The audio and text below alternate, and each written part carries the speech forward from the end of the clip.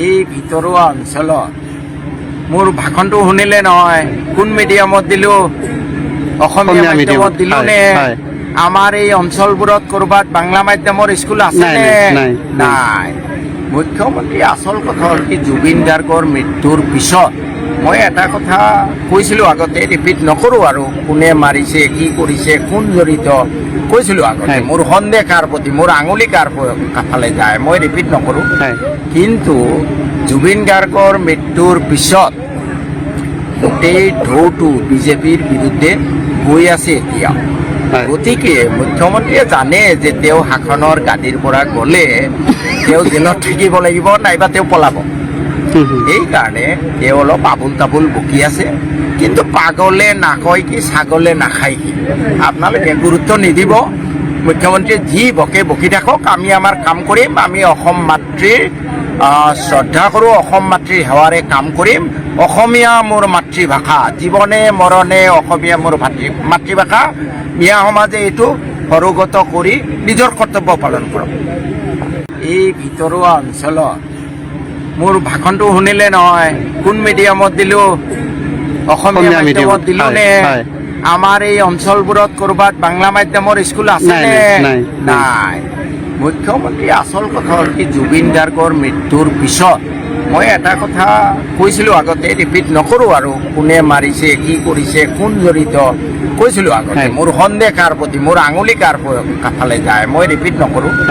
কিন্তু জুবিন গাৰ্গৰ মৃত্যুৰ পিছত গোটেই ঢৌটো বিজেপিৰ বিৰুদ্ধে গৈ আছে এতিয়া। গতিকে মুখ্যমন্ত্ৰীয়ে জানে যে তেওঁ শাসনৰ গাদীৰ পৰা গ'লে তেওঁ জেলত থাকিব লাগিব, নাইবা তেওঁ পলাব। সেইকাৰণে তেওঁ অলপ আবুল তাবুল বকি আছে। কিন্তু পাগলে নাকয় কি, ছাগলে নাখায় কি, আপোনালোকে গুৰুত্ব নিদিব।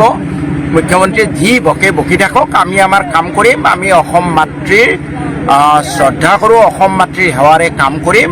অসমীয়া মোৰ মাতৃভাষা, জীৱনে মৰণে অসমীয়া মোৰ মাতৃভাষা। মিঞা সমাজে এইটো সৰুগত কৰি নিজৰ কৰ্তব্য পালন কৰক। এই ভিতৰুৱা অঞ্চলত মোৰ ভাষণটো শুনিলে নহয়, কোন মিডিয়ামত দিলোঁ, অসমীয়া মাধ্যমত দিলোঁ নে আমাৰ এই অঞ্চলবোৰত ক'ৰবাত বাংলা মাধ্যমৰ স্কুল আছেনে? নাই। মুখ্যমন্ত্ৰী আচল কথা হ'ল কি, জুবিন গাৰ্গৰ মৃত্যুৰ পিছত মই এটা কথা কৈছিলোঁ আগতে, ৰিপিট নকৰোঁ আৰু, কোনে মাৰিছে, কি কৰিছে, কোন জড়িত, কৈছিলোঁ আগতে। মোৰ সন্দেহ কাৰ প্ৰতি, মোৰ আঙুলি কাৰ ফালে যায়, মই ৰিপিট নকৰোঁ। কিন্তু জুবিন গাৰ্গৰ মৃত্যুৰ পিছত গোটেই ঢৌটো বিজেপিৰ বিৰুদ্ধে গৈ আছে এতিয়া। গতিকে মুখ্যমন্ত্ৰীয়ে জানে যে তেওঁ শাসনৰ গাদীৰ পৰা গ'লে তেওঁ জেলত থাকিব লাগিব, নাইবা তেওঁ পলাব। সেইকাৰণে তেওঁ অলপ আবুল তাবুল বকি আছে। কিন্তু পাগলে নাকয় কি, ছাগলে নাখায় কি, আপোনালোকে গুৰুত্ব নিদিব।